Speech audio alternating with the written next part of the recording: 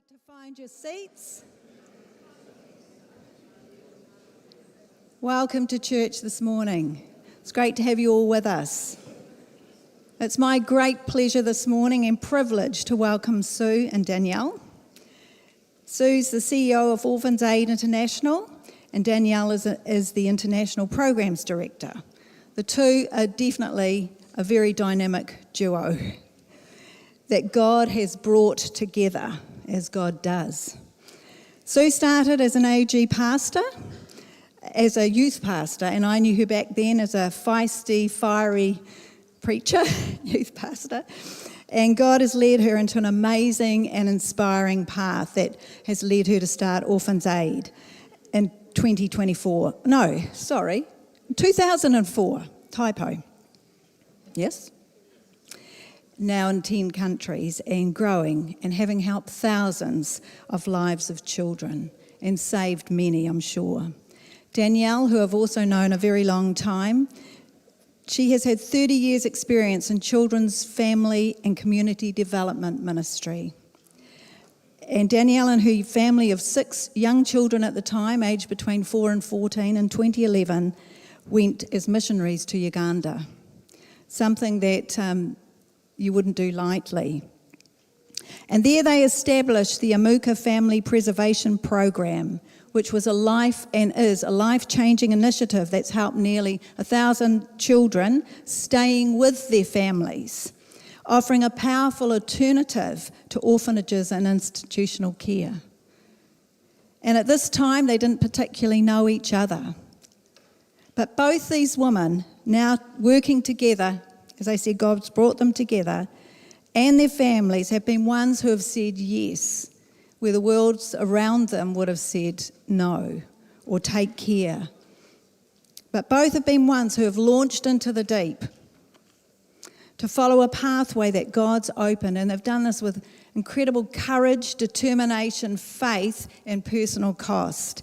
And to hear about and read about the real grit and determination, that things didn't necessarily come easily, but these are ones who have really been incredible examples of walking with God and putting their trust fully in Him, allowing Him to mould and shape and sculpt their lives.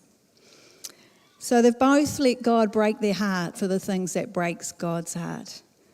And we're so blessed. And we were so inspired yesterday at the ladies' breakfast, hearing their journeys and the pathway that God has led them in and developed them in and continues to do so as He prepared them in it. So Sue, welcome.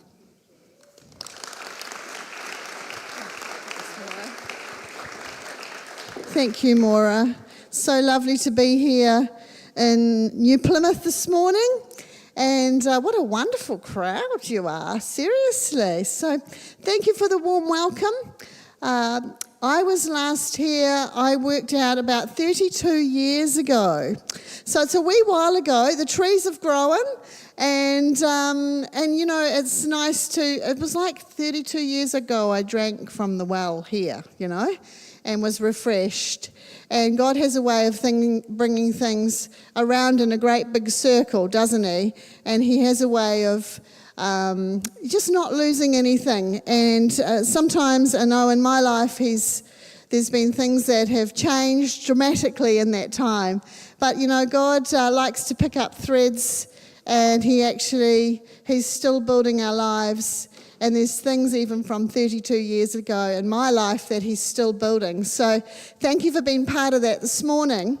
32 years ago, I was single. And I think there's a picture up there. Yes, there's my lovely husband underneath that hat. That's me, believe it or not. Just a few months at the end of October last year. And when I was here last time, I was single. I thought I had my life pretty well mapped out of what I was going to do. I had a different name when I was thinking about it during that song. You know, God changes our name. Well, I did change my name, and I got married. But this time I come to you and I was thinking about it, you know, when I was here last time, I represented myself. Now today when I come to you, I actually represent the nations. And today I come to you and really I'm wanting to bring the nations into the front of your thinking. And I'm wanting to bring the lonely and the vulnerable and the forgotten into your thinking, okay? Now, you might think, well, that's me. Okay. If it's you, then today's your day, because God actually wants to meet you today. So I want to bring today the lonely, the vulnerable, the orphaned, those who others have forgotten, dare I say it, the non-trendy, dare I say it, those that don't actually look like everybody else. I want to bring them today to your attention, because that's who Jesus is searching for. That's who he goes out for, and that's really as our mission as Orphans Aid International. We're wanting to, here in New Zealand, but also to the nations, turn over those rocks, go to those faraway places, find those children who actually have nobody. So, who are we? We've got actually a team picture coming up here in a minute. We've got this lovely team. Here we are last year. There's my husband on the far right again. And we did a climb to celebrate 20 years of rescuing children. And it really did feel like a celebration. It was like, boy, I don't know how we got here. So there's a whole, a whole team of people. And there's some, unsung heroes, the people that just go about feeding, washing children, attending to children. And there's unsung heroes too, like Marion and Calvin up here. I banged into one of our volunteers from Invercargill. Marion, why don't you stand up? We need to give you a clap. Yeah, thank you. Marion is one of our volunteers. And she's come all the way from Invercargill. You did come up from Invercargill this time. Yep, you did. Good. She's in our shop in Invercargill. She's fundraisers.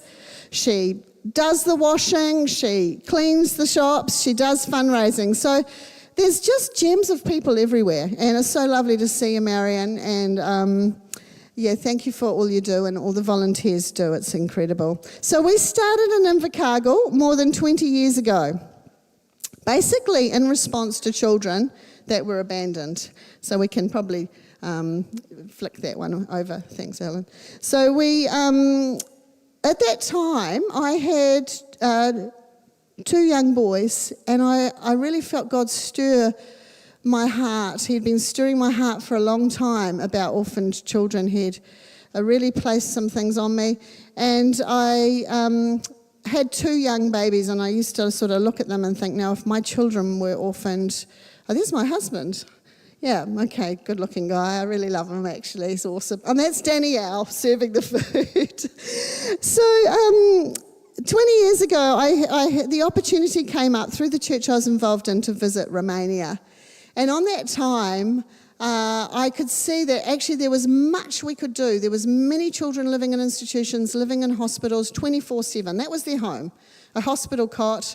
Many of you would have seen them on TV around the time that the communism fell. There was a lot on the TV at the time in the late 80s, early 90s about abandoned children in Romania. Those children are still there. The abandonment problem is still there.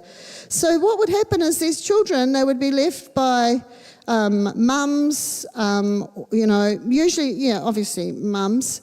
They actually, when I first went to Romania, they used to have a lock on the maternity ward so that the woman couldn't leave the maternity ward without their babies. They would lock you in there when you went to give birth. So they didn't want the abandonment. There was such a rife abandonment problem, and it was the poverty. It was someone else can look after my child better than myself. And at that time, there were so many children living in hospitals or institutions that as the children grew older, they would go from one institution to another. So they'd go to an older hospital or an older orphanage institution, horrible things, as they got older. And of course, eventually they would, develop some terrible problems and end up in psychiatric wards. And then when the staff wanted to go on holiday, they'd be sent to another hospital for a holiday. So just really hard to get your head around that. So my husband and I, we set off to Romania, and of course that was over 20 years ago, about 22 years ago now that we started investigating. So the reason I've got the 20-year flag and was celebrating the 20 years, because really it's been 20 years of learning, of growing, of stepping out in faith, of rescuing, of caring, feeding, adoptions, learning about fostering, learning about medical things. I'm not a doctor. I'm nobody special. I'm Sue, who has a couple of kids and wants to do something about it. And the list goes on and on. So I'm just going to pause here for a moment. I'm just going to say a couple of ways that you can help straight off before I get too far into it. We've got a table out the back, and it's got some really interesting items on it. Okay, so this is actually a bag that you'd put a fitness mat or something like that in. So you'd put your exercise mat in it, and it's made by women on the streets of India. It's hand-stitched. The name of the woman that made it is inside. Her name is Multi. And that's to keep her off the streets, okay? So we buy those bags, we buy things from them. It stops them really from having a life of prostitution, a life of slavery. And we buy them and then we on-sell them, and it helps our orphanage work. So just have a look at the stall before you go. And I'd love you just to grab a few gifts for people, because you'll be helping feed back. I've also got a copy of my book that I wrote, because people kept asking, how did you get started? I'd love to give this book to somebody. I know there's a big crowd, so don't mob me afterwards, okay? No fighting. So if there's someone that would like a copy of this book, you think, actually, I didn't bring money to buy one, please come and see me afterwards, because that's got your name on it.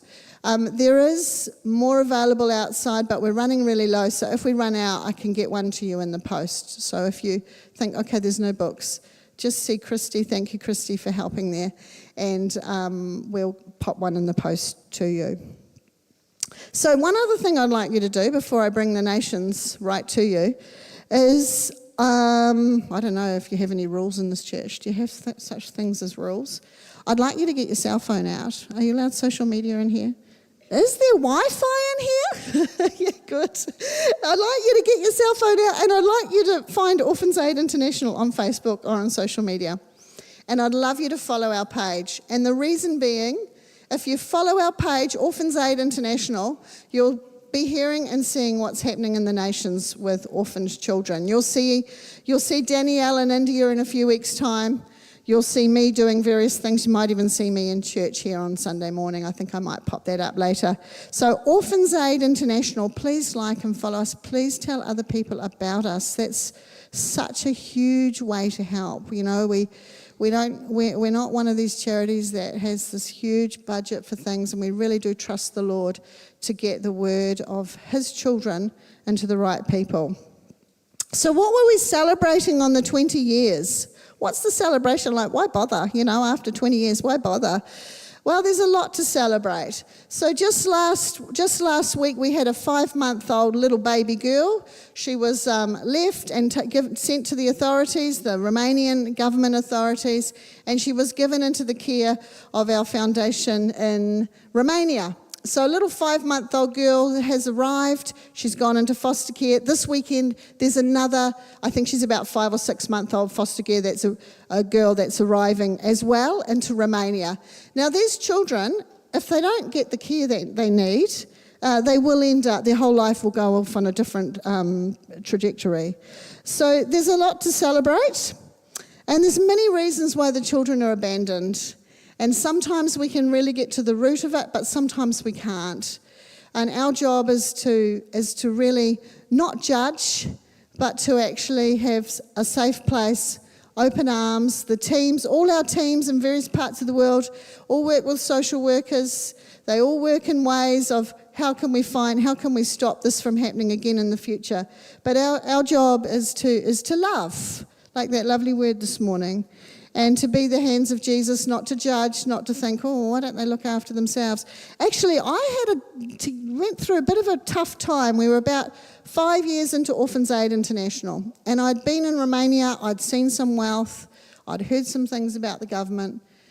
And I was actually a little bit hacked off, to be honest. I was thinking, well, why don't these people care for the children, you know? And I had to really pull myself up.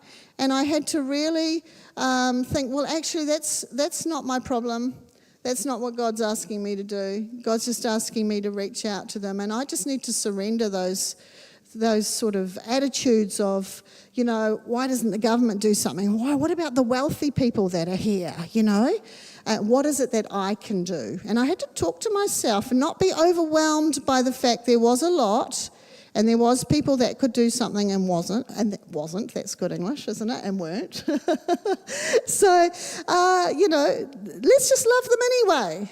Let's love them anyway. Our job's not to change the politics. Our job's not to start lecturing people about what they should be doing. Our job is to simply care and love and be the hands and feet of Jesus.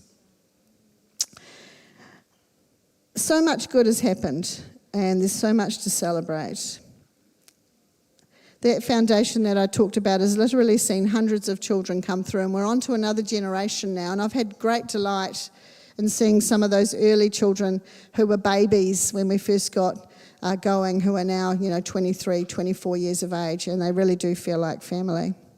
So while we've seen some great victories, there's still challenges. Just this last month we had the authorities come to our home in Romania, and, they want new security systems and they want new fire systems, and suddenly there's another $12,000 approximately that, oh boy, we need to find that. We need to find it fast, because otherwise we're going to have problems. The team will have problems in actually running the home. So there's always that sort of stuff that you have to do, and that's, I suppose, like here in New Zealand, we have rules and regulations to do things well and to keep good face with the countries that we work in.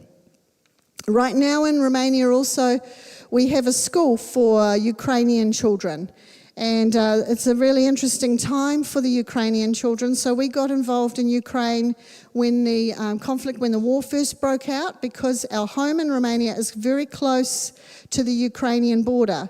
So it's really a 6-hour drive. So from, here to Tauranga away. And we knew that we could get aid in, we had some contacts, and so we became involved in Ukraine quite early on, within a matter of weeks when things broke out. We didn't know whether that was going to be short-term or long-term, so we were doing a little bit of patching up. And then we made some contacts with some wonderful, wonderful people who had taken Ukrainian children into Romania. Well, actually, that's not correct. The children were really fleeing, families and children fleeing into Romania, big lines of traffic. My husband got caught up in huge traffic blocks at one time coming over. In fact, truckloads of people at one point, this is really how bad the traffic got, there was people dying of dehydration going from Ukraine into Poland, because they would block the roads and the waits were so long. There was actually people dying, waiting to get through. Anyway, it's not like that currently, but people have fled across the borders. So into Bulgaria, we're also helping children in Bulgaria. After that dam broke, must have been about 18 months ago, there was that big dam flood. All these families come running over and into neighbouring countries where it was safe. So here in Romania, we have a school, wonderful school, wonderful Christian people mostly, that are, well, mostly Christian, they're all wonderful, who are looking after the children there and trying to create a sense of normalcy. So some of them are from orphanages, some of them are mums who have fled. The men haven't come because they're not allowed to leave the country, but a lot of women have fled, and a lot of women have lost their husbands. A lot of the women have nothing to go back to. And that school at the moment, they're just hanging on waiting to hear what's going to happen. Is the war going to end? I was told this last week that some of them are just waiting to get word from their husbands, and they've got their bags packed. When the war finishes, they'll be gone within an hour. Okay, that's how much they want to get home. There'll be others that have nowhere to go to. They can't even go down the roads to where their homes are, and they're missing their homes. Some of them will never go home. And for some of the children that have come over, they've come from orphanages, they most likely will go back in a big group together. Some of them we've managed to get back to other families, and some of them will remain in Romania for some time until we figure it out. And maybe some will be in Romania for the rest of their lives because their language is going well, their language skills are going really well. But these people actually do need support. I heard this horrendous story when we first got involved with Ukraine, that there'd been $500,000 given to set up a school down the road somewhere, and everyone was very excited about it. And, the $500,000 disappeared into all these Land Rovers, and we all hear horrible stories like this. And the fact is, these things do happen. And so here were all these kids, all hopeful for their school, but there was no school. So those kids down the road who got the great big grant and all the fancy vehicles but no school, they ended up by coming down to our very meek and humble school in Mediash in Romania, and we suddenly are flooded with all these kids, all these Ukrainian children who want an education. And they haven't missed out on their education. We've got Ukrainian teachers who are coming over. Ukrainian teachers who are coming over from Ukraine, obviously, speak the language. Some of them are rotating to actually give these kids as much as possible a normal education. So that some of them are orphans, some of them aren't, but all of them have fled and all of them have been disrupted. And it's been actually incredibly difficult for them. But there's much we can do to help them. There's much we can do to resource them, to encourage them, and to actually get alongside them. They're God's children. And whatever reason things happen politically, that's beyond us. But there's children and there's mums and elderly, a lot of elderly, who are really suffering. So our job is to be the hands and feet of Jesus. And tell you what, if I was in their situation, I'd be very thankful for anybody coming and encouraging and bringing some supplies and resources to them. So that's been a big, so we're celebrating these things. We're celebrating 11 years of the Amuka Project in Uganda, family strengthening. We're celebrating that families are getting food support. There's been more than 60,000 children that we've been able to help over the last 20 years.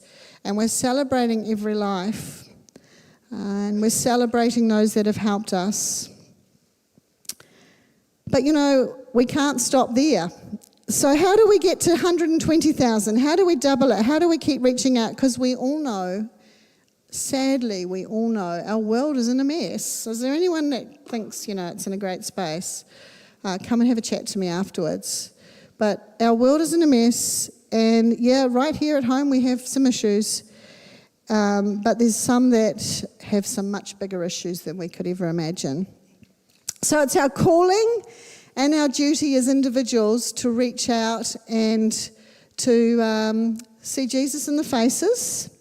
And dare I say it, it's our duty as the body of Christ, It's our duty to do the things that we do for the least of these, we do to the Lord. So some years ago, I found myself in a place of great personal pain, and that was one of the reasons why I was no longer a pastor. And my younger brother had taken his life, and I was very close to my younger brother, and it was very unexpected. He went off in a car one day, and that was the end of him. And none of my family could believe that Pete had actually taken his life. It seemed actually too hard to believe. And I went through a very difficult period after Pete's death. And I don't know how many years it really took to wrestle with God about why did that happen, and how could my brother, who had basically the same upbringing as me, same family, great family, loved my mum and dad, they were good to us, good, strong Christian home, but why did Pete, Pete was in church with me for all those years growing up. We sat together, we sang together to the Lord, but Pete wasn't with us anymore. And how can this happen, Lord? How can you allow this to happen? And I really wrestled with that. And I didn't find any answers, because we don't know the answers. Some things just don't make sense. And I just had to surrender that to the Lord, that actually maybe I didn't know the answers. I didn't know the answers to why Pete had taken his life. And I went through some really terrible soul searching and, You know, when you wrestle with God over things, can't figure that one out. But in that time, God did a deep work in my heart, and I found places in my heart and places in my life that I didn't even know existed. You know, they talk about going deep within you. You're plumbing the depths of your heart. You're uncovering hidden desires, uncovering hidden treasures. I'm sure there's many in this room that you didn't know grief could be so raw, or you didn't know life could be so bad. And in that horrible place where you just want to sleep all day, or you get up and you want to go back to bed because you don't want to ignore what's going on in your world, God actually does something really deep in your life if you'll allow him to. And you'll discover places that you didn't know existed. And that was my story. So slowly God began to heal. Began to heal those places. And I began to question with God, what's really important about life? Why am I even here? You know, I was useless for those young people. I couldn't even help my own brother. What is it, Lord, that you want me to do? What is it that really, really counts? And I did some horrendous soul searching, and God began to speak to me really clearly about the orphaned and the widows and those that had nobody. And so out of that deep soul searching, I really believed that I was needed to find the Petes of the world, the ones that were like my brother. For whatever reason, the wheels fell off, and for whatever reason, things weren't going well. And in my particular case, I felt that the Lord really wanted me to find the orphan and to find those that had nobody. And this morning, if you feel like an orphan, God especially wants to find you today, okay? He especially has a place for you because that's his heart. So God began to speak to me very clearly about this, and out of that came Orphans Aid International. So I'm going to read to you something which you're probably all familiar with, but I think it's really good to remind ourselves. Matthew 25, verse 31. I'm just going to read it straight from the Bible. When the Son of Man comes in his glory and all the angels with him, he will sit on his glorious throne. All the nations will be gathered before him. And he's interested in nations. He's interested in nations, not just one wee spot. He's interested. The nations will be gathered before him, and he will separate the people one from another as a shepherd separates the sheep from the goats. He will put the sheep on his right and the goats on his left. Then the king will say to those on his right, "Come, who are blessed by my Father, take your inheritance, the kingdom prepared for you since the creation of the world. For I was hungry and you gave me something to eat. I was thirsty and you gave me something to drink. I was a stranger and you invited me in." That's a challenging one. I find that challenging. What say the stranger's some kind of mass murderer? I was telling Danielle about this situation the other day. I was sick and you looked after me. I was in prison and you came to visit me. Then the righteous will answer him, "Lord, when did we see you hungry and feed you, or thirsty and give you something to drink? When did we see you a stranger and invite you in, or needing clothes and clothe you? When did we see you sick or in prison and go to visit you?" The king will reply, "Truly I tell you, whatever you did for one of the least of these brothers and sisters of mine, you did for me." So we do it as unto the Lord. I remember being concerned. What say they smell really bad, Lord? Or what say someone gives me a baby and places it in my arms and I don't know what to do with it, Lord? But you know, God helps us through all the things that we think might be a problem to us and all the things that we think might be a trial to us. God is there because he cares.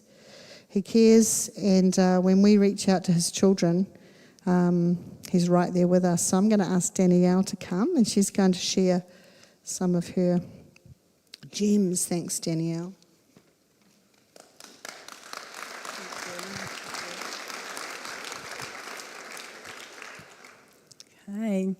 Hi, I'm not actually going to say much of an intro because Maura sort of said it, and I don't want to stop what Sue started. But I know everything we do is because of Jesus, isn't it, and what he's done for us. And he took on fully human form when he came, and he came into our brokenness and our mess and sat with us, and he took that to the cross, so we didn't have to bear it. And that compels us, what he's done for us is what compels us to give back to him, isn't it, and to look after those that he came for. So my husband and I and our kids had 6 kids at the time we went to Uganda, got 7 now, but we're just an ordinary family, a little bit bigger than some, but just an ordinary family that wanted to serve God with what we had, and whose hearts had been broken for those in need of family. So sorry, I do need my glasses, but I won't be able to see you so well. When God put the seed in mine and Pete's heart to go to Uganda to work with orphan and vulnerable children, it grew into a really deep and meaningful thing that we just couldn't shake, no matter how hard we tried. And we soon discovered that a lot of the things that we'd been through and that had been in our life up to that point, the years of serving together in kids and family ministries and the work we'd been involved in, our backgrounds and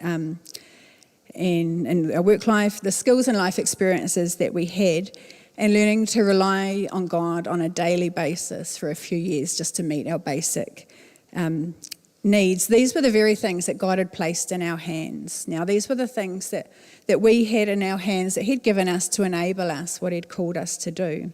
So we offered what we had to God, asking him to help us bring family to those that needed it. And we really had no idea exactly how God would do that or what he would do. So after living in Uganda for 5 years, we set up the Amuka program that Sue mentioned. And so my role now is back here in New Zealand, where I get to work not only with our Uganda team, who I love like family, but Orphans Aid's other partners around the world. And I love the part that I get to play in seeing orphan and vulnerable kids and families being given a chance at a future where they wouldn't otherwise have it. And in some cases, these children wouldn't be alive. Simple as that. If it weren't for the work that our partners do in rescuing them from desperate situations. But meeting the needs of those that Jesus asks us to look after, especially when we hear stories with big numbers and we hear about wars and famines and all these huge needs, it can just seem so big and it can paralyse us sometimes into thinking it's too big, there's nothing I can do. But while we're not all called to care the same way, we are all called to care, and we're all capable of doing something. The first time that we read in Scripture where God asks someone what's in their hand is in Exodus, when God interrupts Moses' comfortable life, speaking to him through the burning bush. So I know we don't have so much time, so I'm not going to read all of that Scripture, but God commissions Moses to lead the Israelites out of Egypt towards the promised land. And God laid out some pretty specific things that he wanted Moses to do. And Moses had many doubts and fears and came up with a lot of excuses and questioned whether he was the right man for the job, to which God asked Moses what was in his hand.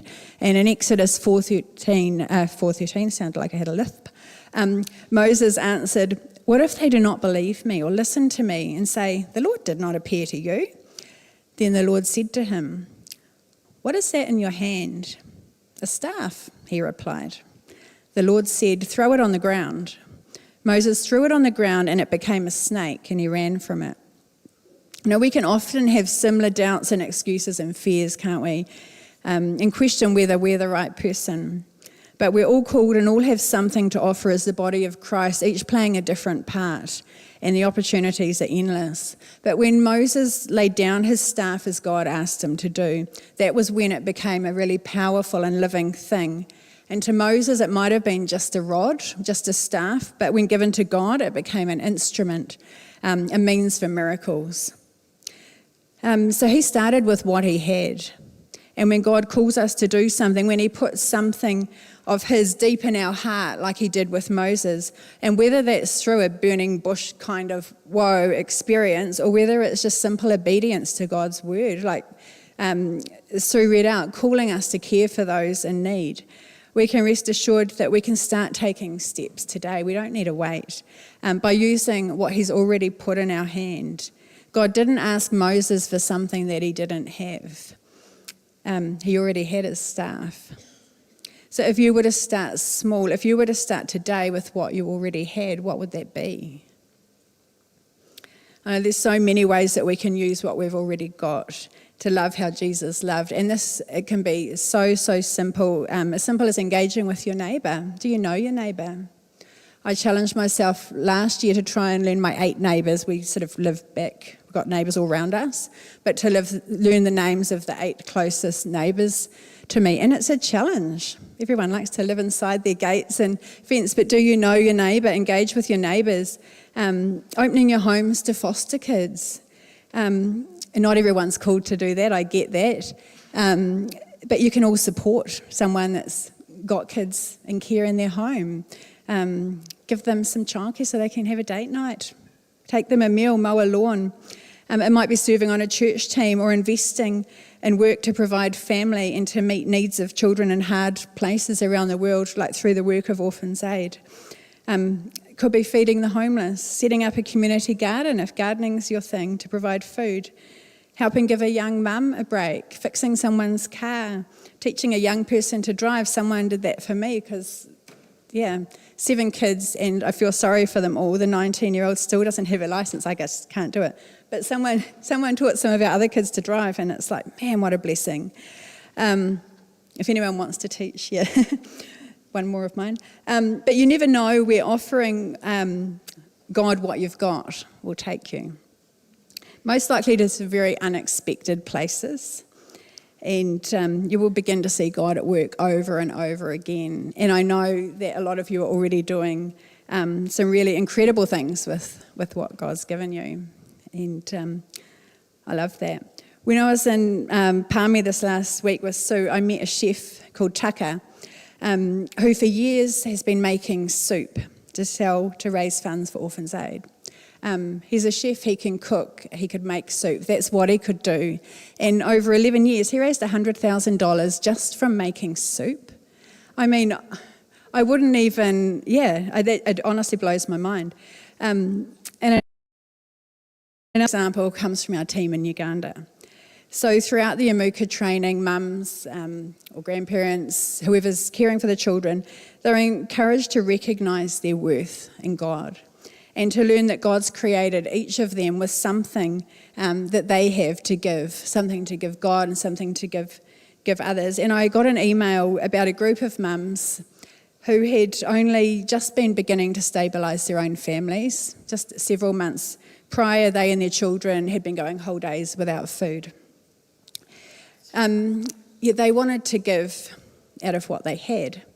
And despite this, that they were still what we would call very materially poor and very much in need, they came together of their own accord, no one asked them to rally around a family in their village that was really struggling. So they each, I've seen a photo and it's so beautiful, and I don't have it, sorry, but they each gathered something small out of what they had that they could. So there was a little cup of rice, a little bag of sugar, so they'd taken some of their sugar, put it in a little bag, some beans. Between the dozen or so of them, they managed to put together the equivalent of about $2 or $3 New Zealand dollars and a few plates and cups. And they took it to this mother in need to sit with her in her brokenness and say, we've been there. To sit with her and say, this is what we've got that we want to give you. And they knew how God had cared for them in their own time of need and were compelled to use whatever little was in their hand to extend that same loving care to someone else. And that always really challenges me. I mean, if they can give when I think they're still in such need, I've got no excuse. I've got no excuse at all. So are we willing to surrender and to give back to God what he's given us, what he's put in our hand? When we surrender all that we have, when we lay it down, like Moses laid down what he had in his hand, his staff, when we give it all to God, that's when we'll really see his power at work. But he never pressures us. He doesn't force us. He won't make us give him what he's given us. He's just waiting for us to willingly offer it to him, to lay down our staff, so to speak, and to watch it come to life and see what God chooses to do with it. The world will tell us often to avoid the hard and the broken, the messy, to protect ourselves, to protect our families. But James 1:27 clearly puts God's heart for caring for the most vulnerable among us on display when he says, religion that God our Father accepts as pure and faultless is this: to look after orphans and widows in their distress and to keep oneself from being polluted by the world. Interesting that he puts that last little bit on. So we're told not to be polluted by the world, with the gospel inviting us to do something radically different. The world would tell us to stay away from that. But the gospel compels us to go towards that. It compels us to move towards those places and get involved, even if it's messy. And I love these words of Mother Teresa when she said, I ministered to Jesus, and that's all I did. First, I ministered to him by prayer. Then I ministered to him by recognizing his face in the faces of the least and the lost and the broken and the marginalized and the imprisoned. So don't be scared to step out and bravely use what he's placed in your hands to respond to his call.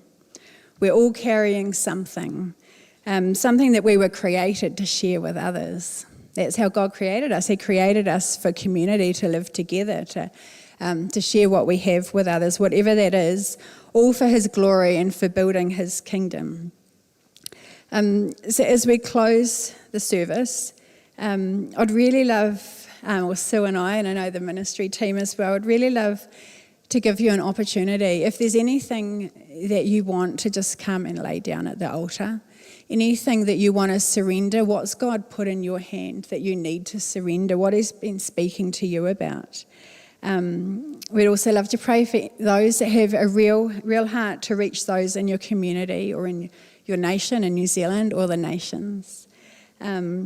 Maybe you're feeling to do something quite specific, to step out and serve him in a greater way. We would love to join you in praying for you. Or you might be caring for those already close to God's heart. You might have been doing it for a long time and you're just feeling really tired and burnt out. We would just really love the opportunity, to give you the opportunity to come and receive prayer if you want, or even just come and lay some things down at the altar this morning. Are you wanting to come say something? Yeah. Oh, you go. Yeah. Sorry, I hope I'm not butting in, Danielle. I just really feel too that, today's a day for impartation. It was a word that Nikki used earlier. Sorry, I didn't cut you off. No. And I just feel that as Danielle prays, there's something that she's been breaking through, and that she can, if you feel like, actually I feel like I've got a real mission call, there's something that God wants me to do. Maybe it's orphans, maybe it's medical, maybe it's whatever. Let's allow God to spark something today. Let's allow him to bring it next level.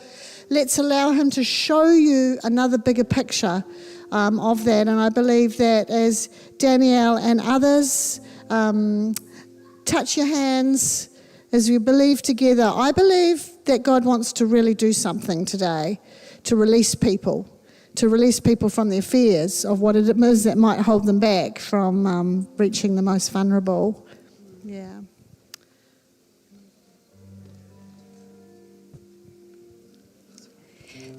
Thank you, Danielle and Sue, for what you've shared and also what you've imparted into our hearts today. So we're not going to delay any further. there has been a call there for a response this morning. And so we invite you to come down so that the team can pray for you, so that Danielle and Sue can pray for you as well. Okay, I don't want to say much more, but let's respond. I am going to close the service, and if you need to go, then please go, and there is tea and coffee. But also, we also just want to spend some time with those that you've really been moved this morning. God is stirring something within your heart. You're wanting to receive that impartation this morning, then now's the time. Don't miss that opportunity, okay? Don't hop in your car and go, oh, I wish I had have gone forward, okay? Now's the time.